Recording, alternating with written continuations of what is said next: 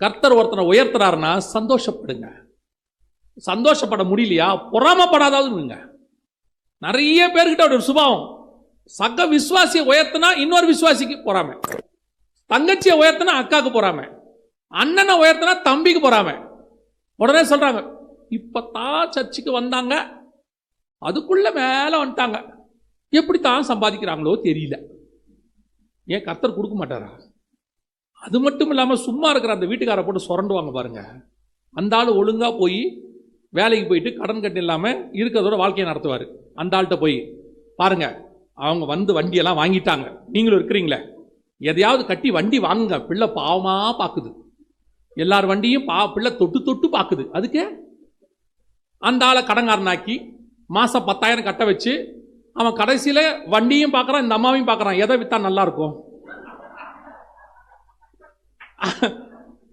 நிஜமா தான் இருக்கு. அவன் பாட்டு நல்லபடியா 2 வீலரில் போயிட்டு தான் வந்தாரு. அந்த ஆள்கிட்ட சும்மா இல்லாம, எங்க தங்கச்சி அருமையா ஒரு நகை வாங்கியிருக்கா, 6 சிவப்பு கல்லுல, நீங்க ஒன்று வாங்கி கொடுங்க. ஏன்? அந்த அம்மா கழுத்துக்கு நல்லா இருக்குது, வாங்கியிருக்கேன்.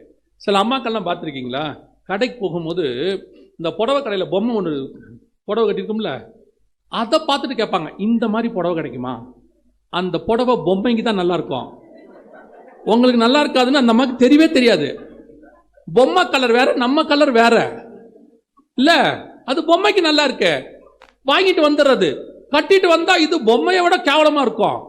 அப்புறமா சொல்றது, ஏன் இந்த புடவை நல்லாவே இல்லை, அந்த லைட்ல வேற மாதிரி இருந்துச்சாமா, இந்த லைட்ல வேற மாதிரி இருக்காமா, அப்படி ஒன்று சொல்லுவாங்க.